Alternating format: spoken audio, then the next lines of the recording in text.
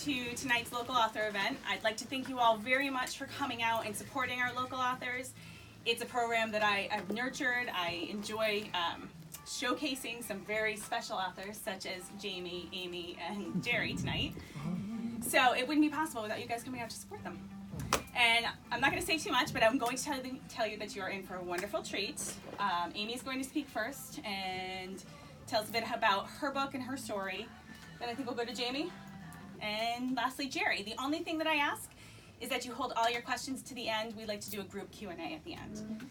So I'm done. I wish that you would all help me in welcoming Amy, Jamie, and Jerry. Oh, yes. And could you all silence your cell phones too? Thank you. I always forget that. I'm sure because mine probably should go off.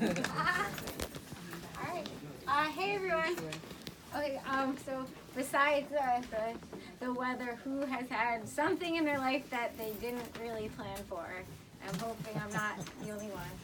I did too, so I wrote a book about it, a big book, because there were a lot of detours in my life, but eventually through following them, because I didn't really have a choice, I was able to find that I really liked how those detours have made me who I am. So without going into the whole story, because that is the book, I thought my life was pretty planned out as a musical theater loving teen. And what I didn't expect was being in a lot of stomach pain my senior year of high school, and that ended up being a blood clot in a very not good place. I ended up in the emergency room and my stomach literally exploded, and I was in a coma for several months, and this was April of my senior year of high school. And so then I woke up in a very new surrounding, which was not my bed in Fairfield, Connecticut. It was ICU, and I was told that I didn't have a stomach anymore, I couldn't eat, I couldn't drink, and they didn't know if that would ever happen again. So talk about, okay, now I'm in the Twilight Zone or something. So it was very strange to suddenly have no roadmap for a life that as a teenager you think, okay, I'm going to college, I'm doing this, I'm going to conquer the world, and that's my story. So at 18, this was a really frightening new reality. And so having done the things that I've done in those years since, a lot of people have asked me, how did you make it through? And there wasn't just one simple solution, because there was really no roadmap for me. This had never happened before. It wasn't like an illness or something you could point to in a book and say, this is how you heal. It turned into combined about 6 years before I could eat again. So I was discharged from the ICU because I wasn't in danger of dying, but I was just discharged without a digestive system. And I have always been fueled by creativity. I love musical theater. I loved creating stories. So little did I know that that would be my way of getting through, this magical tool of creativity, which was really the only reliable thing I could have to create a roadmap where none existed. And so I talk about the various modes of creativity that I had to fall into to figure out a way to pass the endless years of, will this ever happen, until doctors were really miraculously able to figure out how to construct some kind of digestive system with whatever intestine I had left. And so yes, I can eat now. But it took 27 surgeries and a lot of setbacks and a lot of detours. And so obviously when something like that happens, you want to ask, really? Why? Why me? What am I supposed to do now? But I realized, and many years later, I looked back at all of the things that I was really forced to do because I had no choice to keep going. I started in musicals. I started a chocolate business because I was so hungry. I wanted an excuse to go to Stop and Shop and buy candy. I did many different things. And I was really able to look back one day and say, wow, if this did not happen, I wouldn't have done A, B, and C. I wouldn't have met these people, and I wouldn't have been the person I am. And I learned a lot, and I really learned what it takes to have resilience and be resilient. And the best part is I realized that in order to have that bounce back kind of will and resilience, all I had to do was tap into resources that not only do I have, but really everyone has. And sometimes we just have to be pushed to find those. And I was able to break those down into 4 really basic elements that kind of seem like cheesy, like Hallmark words, but I realized that these were the things that enabled me to keep my spirit alive till that magical day that things could finally come together. Those 4 words that I was able to find are hope, gratitude, creativity, and stories. And although they may seem like the nice little words you buy on posters at Home Goods, I talk about the various ways that I discovered those were really survival strategies that helped me through. One example of stories is when I was waking up from a coma, my mother, who is right there, and would always read me these stories as soon as I woke up from a coma. Really inspirational comeback stories that you see in like the memoir section. And I was just coming out of a coma, still really pissed off that, college was, definite. So the last thing I wanted to hear was, this inspirational story that in my head at that time could never happen to me. But as years went by and I started gaining strength, I started recalling those little moments I could remember in those books. And those kind of fueled this hope in me that, wow, I can get to that step. So I believe that, we all have to have this kind of story inventory. And reading all these stories, they hit us at the very right time when we need them. And another way stories helped me was completely by accident. I ended up reading a book of mythology because I was looking for ways to kill the hours of, putting off hunger. And I really loved this book of pictures that was a mythology book. So I started flipping through that all the time just to get my mind off of food. And as I was going through these stories, I realized, oh, wow, everyone kind of goes through the same thing. They get sucked into the darkness, and then they have to overcome this obstacle, and then they come back to society but transformed with a gift to give.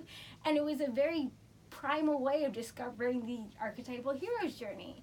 And I was able to put myself in those shoes. So at the time, I didn't know anything about PTSD or mental health or struggles that I could diagnose. In my head, I was just like, oh, I'm one of those. Okay, I'm in a hero's journey. I'm in the darkness, and I just have to, do this and this and this, and I'll come back to society healed. And so that really gave me not a positive attitude, but it made me kind of look forward to going ahead and fighting through the unknowns, which is something, we all have to have that willing suspension of disbelief when we're going through a really hard time, I feel. So I talk about those various ways and the various detours in my life, what it was like to finally eat again and what it was like to feel again.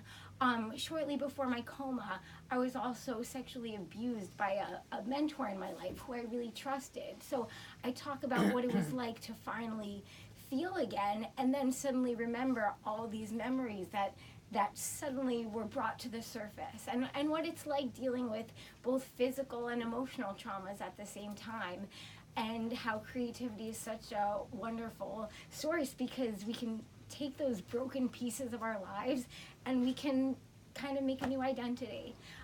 So because my 10 minutes are probably almost up, I want to read a short excerpt from my book. You'll see I have some paintings here, a happy tree. And one of the beautiful detours of this was I never did visual art. I was theater. That was what I wanted to do. The visual art came as a complete accident. I was at Yale Hospital because after my 13th surgery, I was finally hooked up to eat. And then a week later, basically, the wound exploded and I was airbacked back to Yale. So this was really frustrating because I thought I was done. I thought surgeries were over, I'm better, all is good. So I was stuck in Yale for 4 months with no answers, and I was really frustrated. And so my mother brought a bunch of canvases to the hospital just so I had something to do and to not be so angry all the time. And I found one morning, oh, you know what? That's where the short excerpt comes in. And so I'm going to read how I discovered art. Art saved me. Passing the morning hours at Yale was always the hardest as I agonizingly waited for the day to start, the sun to rise, the rush of doctors to come in like a stampede of chaos, and then be left with time monotonously ticking away until the night shift of nurses arrived. I was used to waking up and feeling this overpowering sadness. That's why as soon as the nurses could rearrange my wires at the break of dawn, I'd hop out of bed with my tubes dangling and leaking and fling myself onto the yoga mat I tucked beside the hospital overbed table. The sooner I could start moving, the less I'd have to think about or feel. But one morning my sadness was paralyzing. I just didn't want to move at all. But if I couldn't move my way out of numbness, what was I supposed to do? Just be with my feelings? I longed for the safety to actually feel, but Yale was a hotbed of too much uncertainty to even try. But if I ignored these feelings, I'd only hurt more. I needed a plan B before this despair threatened to swallow me whole. Some strategy to cope with emotions that were too big to run from. I remember the exact moment I painted for the first time. My mom had brought in some cheap art supplies, canvases, a few brushes, and a set of kid craft acrylics with lids to screw off, along with various gadgets, games, and anything else she could find in the lobby gift shop to help us pass the time. For a while, the canvases and paints just sat there, crowded in a corner with the rest of the cluttered distractions. That morning, a solemn feeling of stillness washed over me like a pale tint of blue paint. For the first time, even my racing, anxious heartbeat couldn't drown out my despair. I needed something to hold on to. So I went for the paintbrush, still wrapped in plastic in the dark of the morning, and thought, I don't know what I'm doing, but I'm feeling something really strongly, and I can't run from it right now. I am just going to hold this paintbrush, and whatever this feeling is, I'm just going to put it into this.